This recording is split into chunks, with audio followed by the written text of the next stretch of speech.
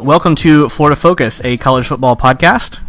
My name is Brandon, and I'm a lifetime Florida State Seminole fan.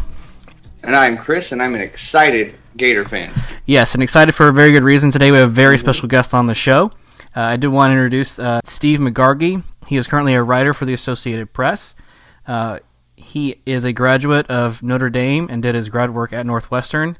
He is currently in Knoxville, but grew up in Tallahassee. And he's been covering the Tennessee Volunteers since 2012. Steve, thank you so much for coming on today. Yeah, thank you. My pleasure, anytime. All right. Well, we're excited to talk college football, so we just want to dive right in. With the Tennessee Volunteers, how has the team reacted after their early losses to Georgia State and BYU? And then this past weekend, how did they react after beating Chattanooga? I think the big thing is how they reacted after the Georgia State game. The Georgia State game was just a terrible performance. They were outplayed on both sides of the line of scrimmage. It wasn't really a fluky game at all, even though Georgia State was coming off a 2-10 season. Georgia State outrushed them. I think it was 213-93 in that game. And Tennessee has played a lot better since then. The record doesn't reflect it. I think the BYU game, Tennessee was the better team on the field for 59 and a half minutes. They gave up a 64-yard pass with time ticking down that set up the game-tying field goal and allowed BYU to win in overtime. But Tennessee controlled both sides of the line of scrimmage the way they didn't against Georgia State. And now that we've had a week to reflect on that game with BYU having beaten Southern California last week, that performance doesn't seem as bad as it did a week ago. But the Georgia State game was just inexcusable. Last week, now Tennessee's coming off a 45-0 victory over Chattanooga. It was a nice confidence boost for them coming into SEC play. There's not a whole lot you can take from that game. Chattanooga was very careless with the ball, turned the ball over a bunch. Tennessee was up 21-0 and it projected about 6.5 minutes, and there just isn't a whole lot you can take from that game. Yeah, I would have hoped that Tennessee would be able to build off of that, but considering the opponent, I think I probably agree with that take too, right, Chris? Yeah, absolutely. And like you said earlier, that BYU loss, although it stings looking back now, it's not as bad as you initially thought it was. Now, the way it happened obviously hurts, but that loss isn't as bad now that they beat a team like USC. Now, speaking of the opponents for the Volunteers, the next one up is the Gators. And I think right now Florida's up like a 14-point spread, and I think they're obviously going to be favored by a lot of people. But how do the Volunteers win this game? What are some bright spots? What are some areas that they might have, or matchups that they might have an advantage at? With them, Tennessee's receivers are very good. Juwan Jennings, he scored the go-ahead touchdown a few years ago when Tennessee last beat Florida a few years ago. Mm-hmm. He's back. He has 4 touchdown catches, I believe, already in the first 3 games. Marquez Callaway is a very talented receiver. Josh Palmer's a very good receiver, and that's really their strength is their receiving core. It was thought that they'd have a pretty decent offense just in terms of skill position players. Jack Garantano coming back. He's been the starter since midway through the 2017 season. He really struggled in the first 2 games. He played much better against Chattanooga, was so effective, and he was able to sit out the second half of that game. But those receivers are really what has been Tennessee's calling card thus far. Yeah, that's a good point, because although that Florida does have some talented cornerbacks, Henderson's hurt, and we've seen, especially with Kentucky, you get a physical, big receivers. They usually outwork Florida and out-physical Florida, the corners there. So, yeah, it's a good point. Yeah, I think Tennessee's going to have to do is they're going to have to take better care of the ball. The game with Florida last year, I think they had 6 turnovers. Mm-hmm. That pretty much took Tennessee out of the game right off the bat, and it was never a contest. And the other issue for Tennessee is going to be the offensive line going against that Florida pass rush, Florida leading the nation in sacks. Tennessee's had a different offensive line. They're still trying to find the right combination. They've had 3 different starting offensive lines in as many games, and it'll be interesting to see if they're able to come up with a set 5, if they're able to settle on a set 5 as the season goes on. And this is going to be their toughest test, obviously, by far, going up against Florida's pass rush. Yeah, and I think, too, on the flip side of that, if they force turnovers early, I think Florida tends to get down if they start turning the ball over early. So I think that that's something that Tennessee should look forward to. And that's been a big issue for Tennessee. They haven't forced turnovers. That was kind of a hallmark of Jeremy Pruitt's defenses when he was at Alabama, when he was at Florida State, and even when he was at Georgia. His defense has always forced a ton of turnovers, particularly I think that 2013 Florida State team that won the national title his one year as coordinator there. Yep. And Tennessee had not been producing takeaways. I think they had just a couple through the first 2 games of the season. Really, I think maybe only 1 through the first 2 games of the season. They had 5 takeaways against Chattanooga, and I don't know if that's a sign of them have more of a mentality to get after the ball, or if it was just Chattanooga being careless with the ball. It seemed a lot of those turnovers were unforced, but it's a good sign for Tennessee for down the road. Yeah. Florida hasn't, although they've had the early success against Miami pass rushing, they really haven't had success rushing the passer. So I think that's going to be a key. And we're not forcing any turnovers as we normally do so far this year. So that's going to be a key point to the game, is who wins the turnover battle. As it usually tends to go in this one. Steve, you recently wrote about the injuries throughout the SEC and how it changed how the SEC got to showcase its talent. How have injuries changed the Tennessee Volunteers this season so far? Well, one of the big ones was on the defensive line. They had to replace all their starters from last year on the defensive line. That was going to be an issue going into the season.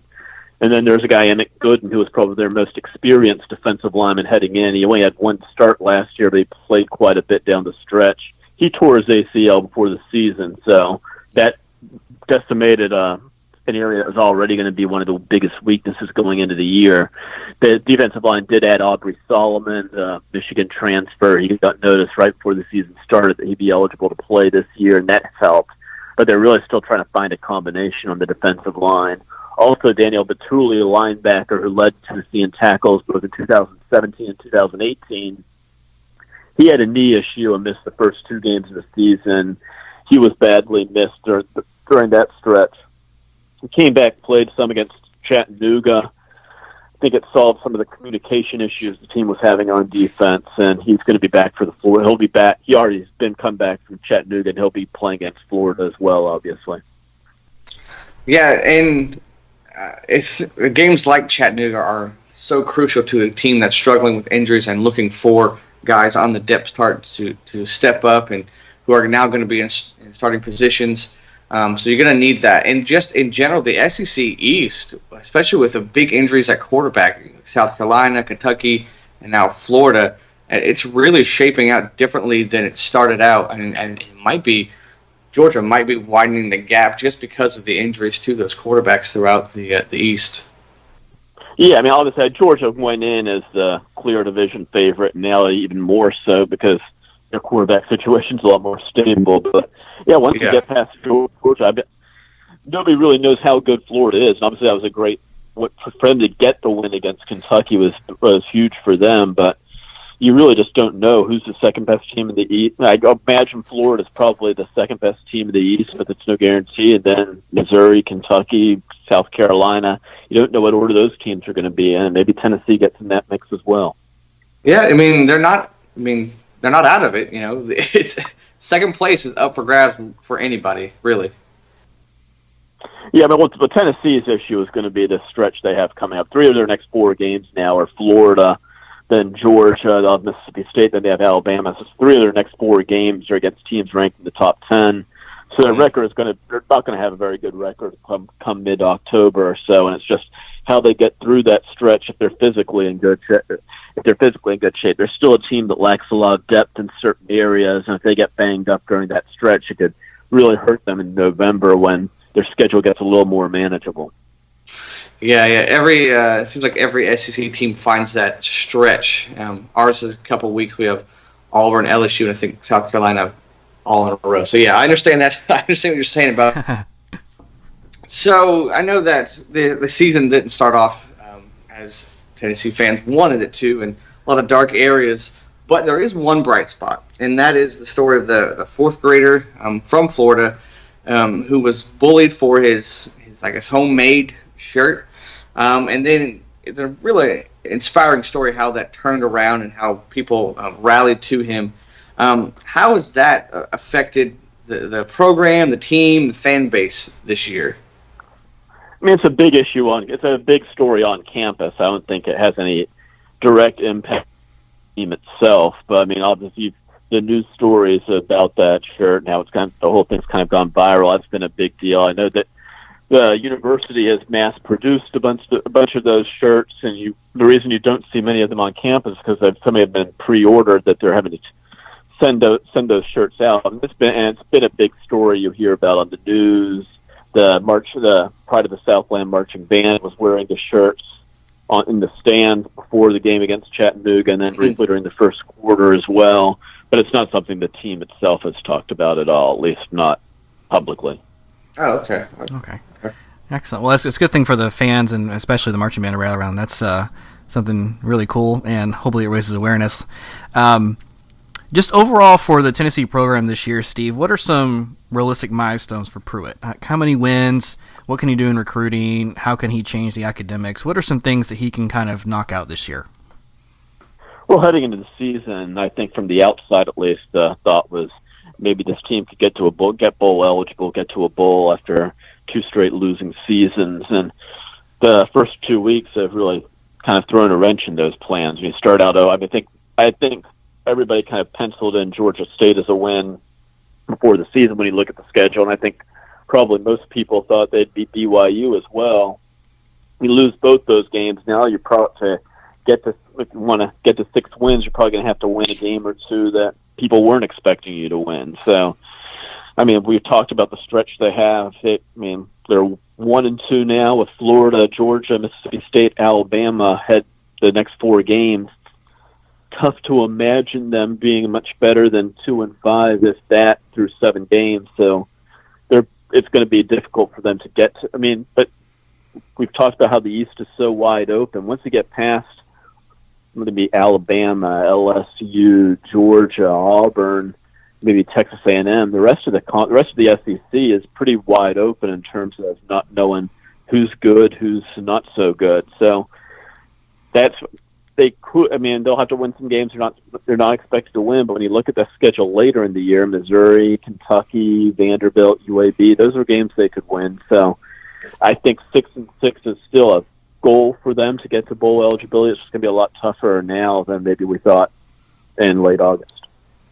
Yeah, if you can get through that stretch and upset one of those, maybe even Florida, I think 6-6 bowl is realistic, but you're going to have to surprise some people and overcome a lot of stuff to do it. But I think that's something that you're right. That's something that they should be realistic and shoot for, is get to that 500 bowl range. Yeah, I mean, you don't want. I mean, 3 straight years. In terms of recruiting, you want to show progress, and third straight year, even though Pruitt would only be responsible for 2 of those years, but 3 straight seasons without going to a bowl, 3 straight losing seasons, it would be tough to sell that to recruits that you're on the precipice of turning things around.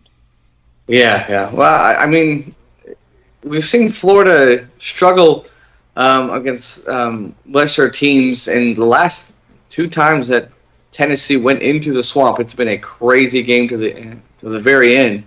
So I wouldn't really count them out yet too early, but something's going to have to happen. An upset's going to have to happen. Like you said, big picture recruiting.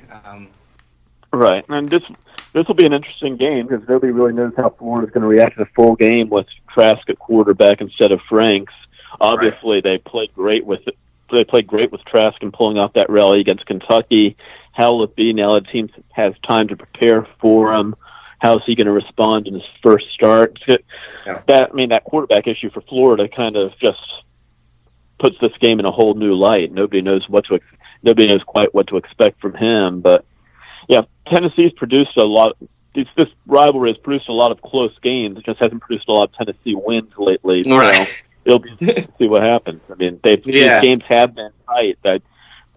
I think these games traditionally have been tighter than what the point spread's going to end up being going into this game. I wouldn't be surprised if Tennessee makes it a close one, but a lot of it's going to depend on how that offensive line fares against Florida's pass rush. Because I mean, I think we all saw that Miami game at the 10 sacks and everything.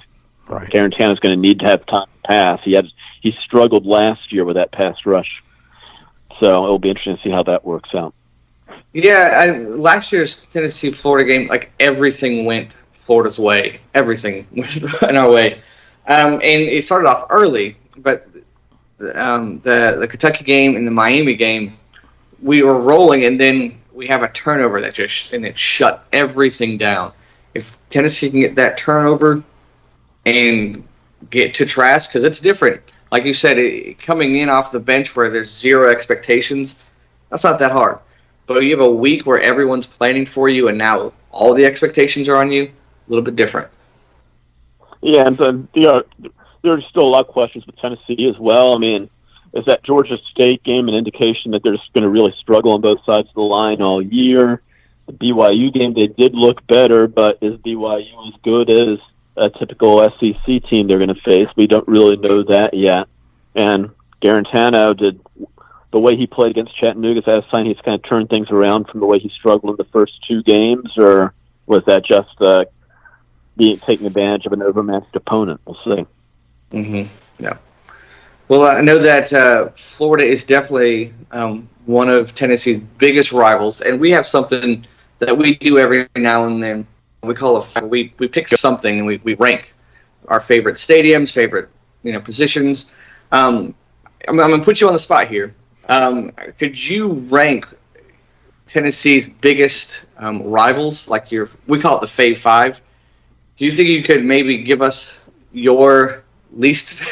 It's Fave Five, but your biggest rivals. Because I know obviously Florida, Georgia. I know you had a history with Alabama. You have your in-state rival with Vandy. What do you think Tennessee's biggest rivals are? Your top 5 biggest rivals are? I would think Tennessee, most Tennessee fans. Well, there are some who might have grown up in the 90s and remember the Fulmer Spurrier, the years when that winner of that game generally won the SEC, and they might go with Florida.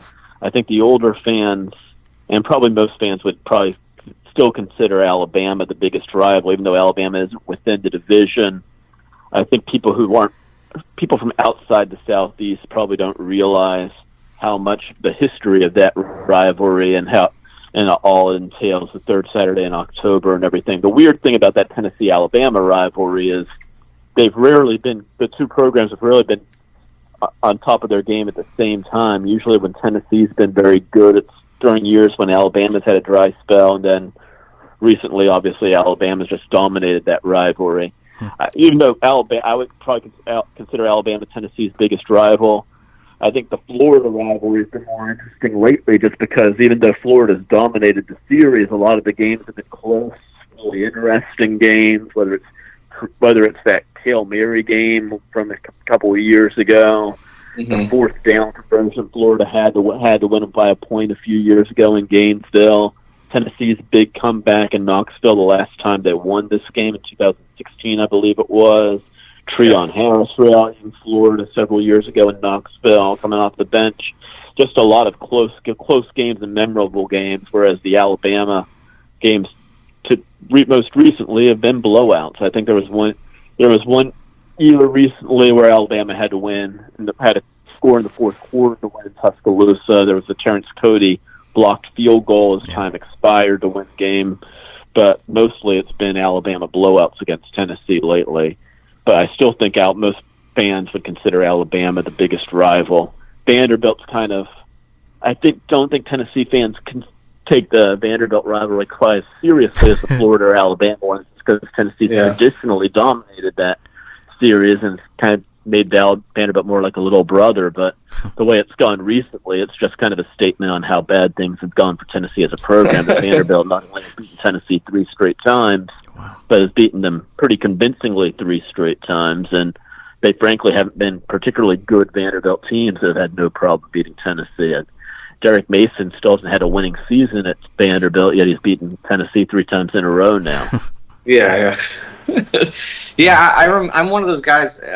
If you ask older Gator fans, like Georgia is higher than Tennessee, but I grew up watching them in the '90s, so Tennessee is higher than Georgia.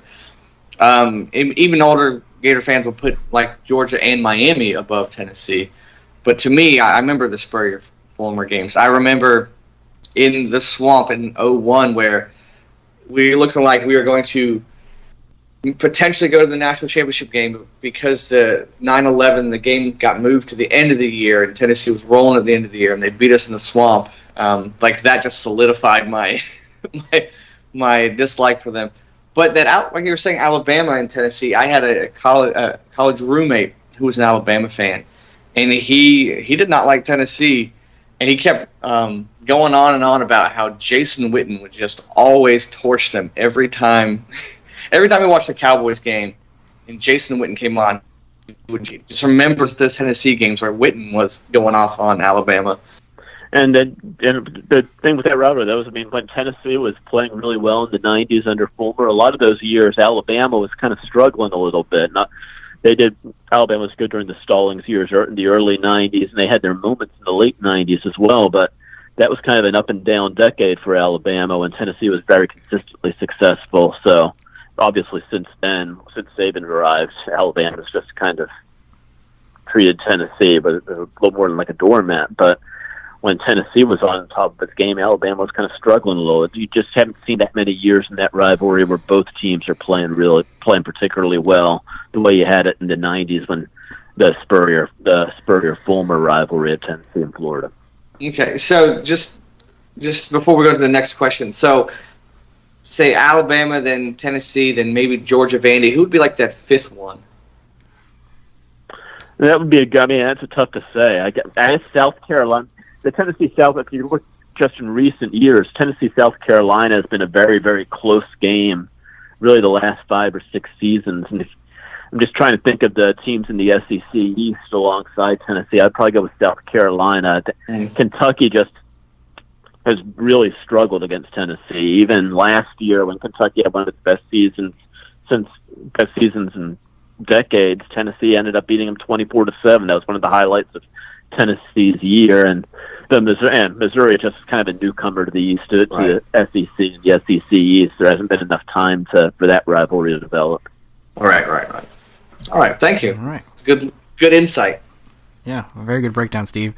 You were talking about how last year Pruitt did get that win over Tennessee, and that was probably the highlight so far. With all of the opportunities surrounding, they also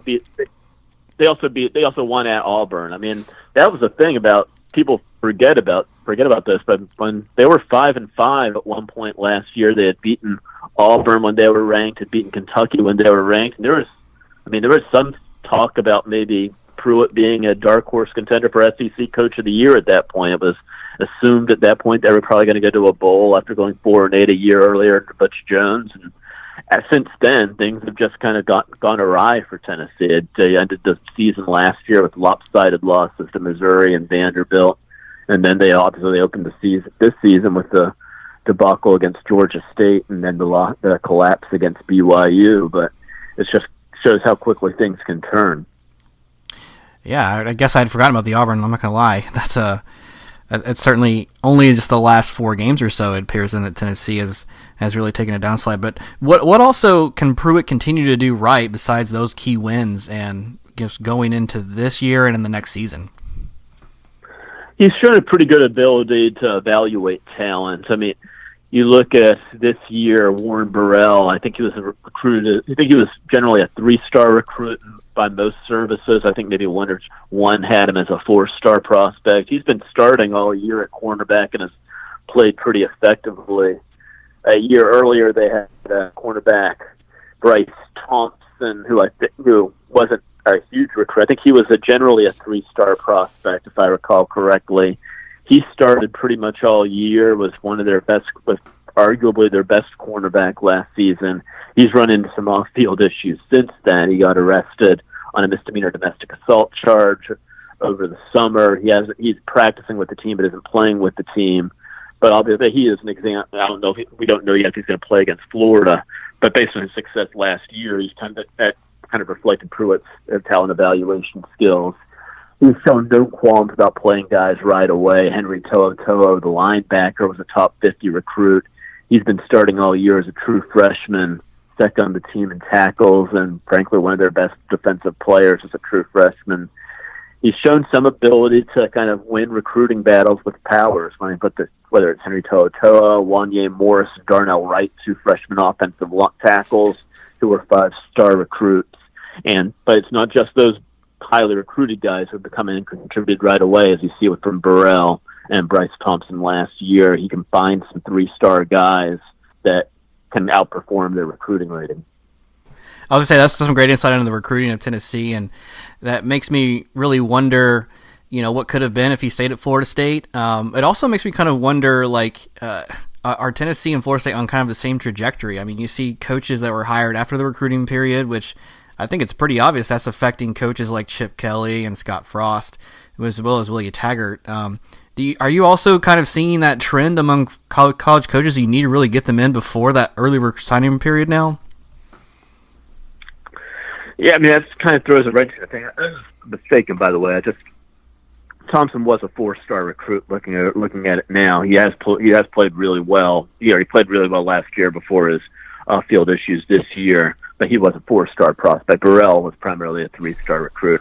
Yeah, you see a number of these second-year coaches who are kind of under fire a little bit, whether it's Chip Kelly, obviously, is the biggest example. I think a lot of people assumed that was a home run hire when UCLA got him, and he hasn't recruited particularly well, and there's just all those questions about was his offense kind of ahead of its time when he was at Oregon, that people kind of caught up to it now that he's at UCLA, and obviously Willie Taggart's struggles with Florida State are pretty well documented. So, yeah, it's an interesting thing now that you don't have that time. I mean, there's still the February signing period, but with so many of the prospects wanting to sign in December, you don't have that time after the season to kind of sell prospects on things are going to be better next year. They're making their decisions and finalizing their decisions right when teams are finishing their regular seasons, and it's tough if you're going 5-7 to kind of sell that to recruits. Yeah, and I do want to give credit to Bud Elliott at Banner Society. That was an article he wrote recently this week, and I really think there's some valid points there. But go ahead, Chris, you had a question? No, I was just I'm really impressed how you can just rattle off stuff, and I've read some of your work too, and just kind of leads me to the question: how does one become a writer for the AP? Do you just show up to Neyland and say, "Hey, I want to write," or did you know somebody? How does someone become a writer like you are, or what was your journey to where you are? Well, I think it's changed. That path to becoming a writer has changed over the years. I think for people of younger generations, but for me, I graduated from college in 1990 and have been working in journalism ever since. I wrote for my college newspaper, wrote for my high school newspaper. Immediately after being done with school, I took a job at a small town newspaper in Vero Beach, Florida. Spent most of my 20s and 30s working for various papers within the state of Florida, and then I think in 2006 I got a job at Rivals.com. They were looking for somebody to write college sports, not necessarily for their team sites, but write about college football and basketball from a national perspective for their front page on Rivals.com, and wrote for them for 5 or 6 years, even after Yahoo had purchased Rivals. And then the AP job opened up, and I applied for it and was fortunate enough to get it. I was going to say, I mean, you said you went to Notre Dame, and I think you said you graduated in 1990, so you were probably a student there when they won a title under Lou Holtz, correct? Yes, I was there for Lou Holtz's first 4 years. I went 5 and 6 my freshman year and went to the Cotton Bowl. I think when they went to the Cotton Bowl my sophomore year, won the national title my junior year, and they were ranked number 1 most of the time through my senior year. Then they lost at Miami in the regular season finale, won the Orange Bowl, and I think they were second in one poll, third in the other, kind of interspersed with Florida State in that year, 1989. Yep. Yeah, and as a writer, like just personally, do you prefer like a noon game or a 3:30 game or like the 7-8 game? I know. Okay. I think every writer will tell you they prefer a noon game because you're done. Essentially, you're done early. If you're working for a newspaper, you don't have to worry about deadlines. I don't have to deal with that as much at AP, but if you're working at a newspaper and there's a 7:00 game, it's pretty tight to get your paper. Depending on what the paper's deadline's in, it's pretty tight to get a story done by then. Noon games, you don't have to worry about those deadlines if you're working for a newspaper, and even for me, I can be done. I can probably watch the end of the 3:30 games when I get home, and during that night game window when most of the best games are being played, you can watch all those to your heart's content. Whereas if you're covering a night game, you're probably going to be in the press box till like 1 or 2 in the morning, depending on how many stories you're doing. And at 3:30, you're kind of stuck in the middle. You don't get to watch the noon games because you're getting ready for your game, and by the time you're done with your story, the night games are usually in the third or fourth quarter already. Okay. Wow. Yeah, because I was hearing one of the Florida writers was saying that he just kind of echoing what you said, like the last like night game that he was at, he was up to like 2 in the morning writing, yeah, so it's a different perspective because just as a casual fan, I like the 3:30 games. I've watched a little bit. I don't have to stay up too late, but someone who does your job, I guess it does matter a little bit when the games do kick off. Yeah, I mean, the way it works, obviously, the noon games typically are not the most appealing games. I guess Fox is kind of trying to change that a little bit this year and having some of their high-profile Big Ten games on that noon window. But covering an SEC team, obviously, if you're getting a noon game, that probably means that the networks have determined it isn't one of the high-profile games of the week. Obviously, they stick those at 3:30 and at 7. But from a writer's perspective, if you can get that noon window, it's nice to kind of get things over with as soon as possible. Wow. So I saw this Florida-Tennessee matchup isn't good, I guess, a reflection on the programs, but it's great for you. So happy for you. Yeah, I won't be there. I only cover the home games. We have a writer based in Gainesville who will cover those games. So it didn't make a difference for me from a professional standpoint, one way or another. But yeah, the noon games are obviously great. Plus, not only that, but the traffic at the stadium is usually lighter at noon because people usually arrive later for the early games. They generally don't start tailgating at 8 a.m. or something like that. No, that's true. Right. All right. Well, Steve, can't thank you so much enough for your time. So I guess the last question, and if you need to save this for your article, that's fine. But who would you pick in the Tennessee-Florida game this coming Saturday? Well, I mean, that's what's sad. Obviously, Florida's going to be favored, and it's understandable. It's very understandable. They've dominated the series. They've looked better so far. The jury's still out on whether Tennessee's turned the corner after those first 2 losses, or if they just kind of feasted on an overmatched opponent against Chattanooga. There's every reason in the world to assume Florida's going to win this game, and they're understandably the favorite. But as we mentioned, these games have traditionally been close, last year notwithstanding. And with Florida breaking in a new quarterback, as good as Trask looked in the comeback against Kentucky, there's just no telling how he will play in his first start, and that's what's going to be interesting. I just don't know the line of scrimmage. For Florida, the big concern is Trask, and Tennessee, it's the line of scrimmage. Well, how will that offensive line hold up against Florida's pass rush? And I think Tennessee's defensive line is going to be an issue all season long with the lack of experience there. All right, excellent. I think it's a pretty easy pick to take Florida. That's what I'm going to say. I think you reminded me of some things, Steve, about the turnovers with Tennessee, and now that makes me kind of question my pick, but I'll still take the Gators. I'm sure Chris is going to take the Gators as well. Is that right? Yeah, it was closer than it should be, but yeah, Gators. All right, very good. Well, Steve, again, I can't thank you enough. I probably said that like many times, but I mean it. How can people reach out to you, and would you mind giving out your Twitter handle or your website so you can be reached out? I'm at Twitter at Steve. My Twitter handle is Steve Megargee. My name SteveMegargee. All right, perfect. Any final thoughts, Chris, before we sign off? No, I just cannot thank you enough for taking the time to speak to us, to speak to a Gator fan, nonetheless, of this week. So it means a lot, and we appreciate your insight. Yep, and Steve, you're always welcome to come on the show. We'd love to have you every year if you can. So anytime you can come on, you got open invitation.